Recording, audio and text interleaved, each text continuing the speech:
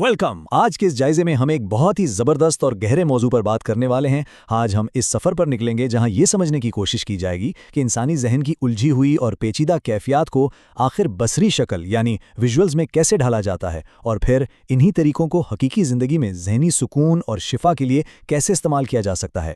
ये दरअसल फ़न, साइंस और रूहानियत का एक कमाल का संगम है। ज़रा सोचें, बेचैनी या गहरे गम जैसे एहसासात जो ज़ाहिरी तौर पर नज़र नहीं आते, उन्हें कैमरे की मदद से किसी स्क्रीन पर कैसे दिखाया जा सकता है। ये एक इंतहाई मुश्किल और बड़ा फनकाराना चैलेंज है कि एक ऐसी कैफियत जो सिर्फ इंसान के जहन के अंदर चल रही हो, उसे तस्वीर या मंजर में कैसे बदला जाए। आज इसी राज से पर्दा उठाया जाएगा। तो आइए देखते हैं कि हम इस सफ़र में किन चीज़ों का जायज़ा लेंगे। सबसे पहले हम जज्बात और हरकत की मंजरकशी को समझेंगे, फिर कैमरे के जरिए जहनी दबाव दिखाने के तरीके और स्क्रीन पर जहनी सेहत की अक्कासी पर बात होगी। इसके बाद हम हकीकत की तरफ वापस आएंगे और हकीकी दुनिया में जहनी दबाव से निपटने के तरीके, और आखिर में अकीदे और नफ्सियात के ज़बरदस्त इम्तिजाज को देखेंगे। शुरू करते हैं अपने पहले हिस्से से, यानी जज्बात की मंजरकशी।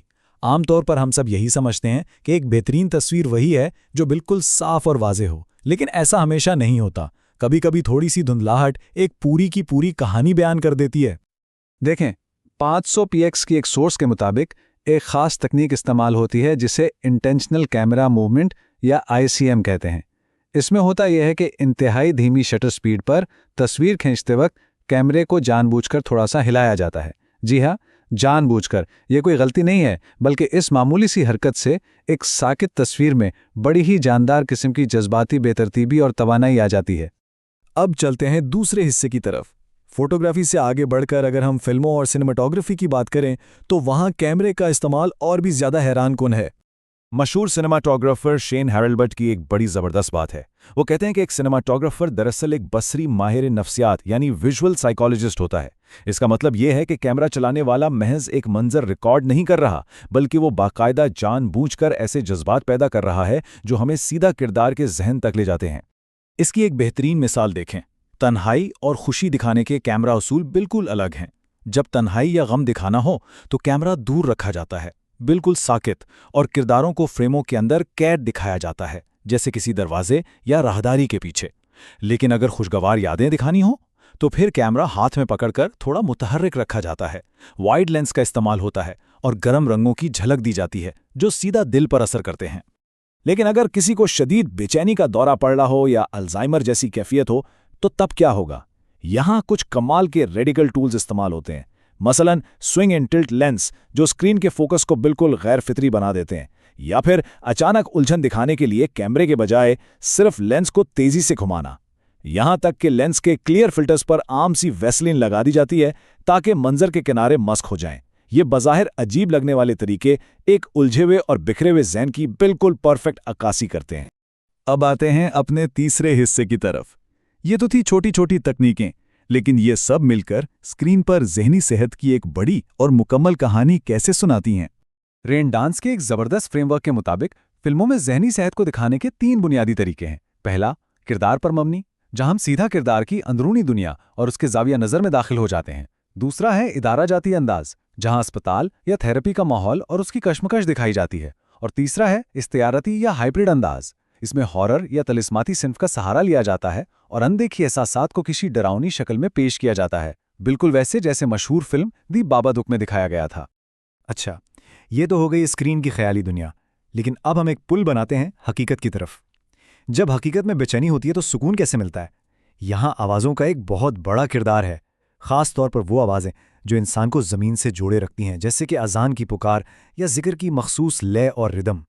ये आवाज़ें एक लंगर की तरह काम करती हैं जो इंसान को ख़याली परेशानियों से निकालकर हाल में वापस लाती हैं। और इसी से हम अपने चौथे हिस्से में दाखिल होते हैं, जहां हम हकीकी दुनिया में अंदरूनी कैफियत और जहनी दबाव से निपटने के क्लिनिकल और रूहानी तरीकों का बगौर जायज़ा लेंगे। इस हवाले से 2024 के journal of applied linguistics and TESOL में एक बहुत ही शानदार और मुस्तनद तहकीकी रिपोर्ट शाये हुई है। इस रिसर्च में ये बताया गया है कि किस तरह जदीद नफ्सियाती तरीकों को मजहबी और रूहानी अकायद के साथ मिलाकर बेचैनी और डिप्रेशन का ज़बरदस्त मुकाबला किया जा सकता है। इसमें एक कमाल का तस्वर है, कॉग्निटिव रीफ्रेमिंग, यानी सोच के ज़ाविये को बदलना। یہ CBT یا کognitive behavioral therapy کا ایک بالکل بنیادی حصہ ہے۔ جیسے تھوڑی دیر پہلے ہم نے دیکھا کہ ایک سنیمیٹوگرافر منظر بدلنے کے لیے کیمرے کا فریم بدل دیتا ہے، بالکل ویسے ہی یہ تھیراپی منفی خیالات کو چیلنج کر کے حالات کو دیکھنے کا ذہنی فریم بدل دیتی ہے۔ یہ ہمیں سکھاتی ہے کہ مشکل حالات کو ایک نئے اور بامعنی زاویے سے کیسے دیکھا جائے۔ اب آتے ہیں اپنے 5ویں اور آخری حصے پر، جو کہ واقعی سب سے زیادہ دلچسپ ہے، یعنی جدید کلینکل حکمت عملی اور قدیم اسلامی روحانی اقدار کا آپس میں کیا تعلق ہے اور یہ کیسے مل کر ایک طاقتور ڈھال بنتے ہیں۔ تحقیق بڑی وضاحت سے بتاتی ہے کہ کچھ خاص اسلامی اقدار انسان کے لیے کسی بھی مشکل وقت میں کتنی بڑی نفسیاتی ڈھال ثابت ہوتی ہیں، جیسے توکل، صبر، ذکر، باقاعدہ نماز اور شکر۔ دیکھیے، یہ محض عبادات نہیں ہے، بلکہ یہ وہ فوری نفسیاتی ٹولز ہیں جو انسان کو مایوسی اور اوور تھنکنگ یعنی حد سے زیادہ سوچنے کی عادت سے باہر نکالتے ہیں اور حالات سے لڑنے کی بے پناہ طاقت دیتے ہیں۔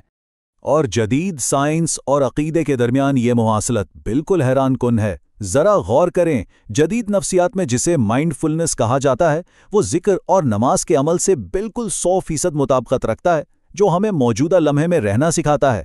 اسی طرح کوگنیٹو ری اسٹرکچرنگ یعنی سوچ کو بدلنے کا عمل صبر اور توکل سے جا ملتا ہے، جہاں مشکلات کو عذاب نہیں بلکہ ایک آزمائش سمجھا جاتا ہے۔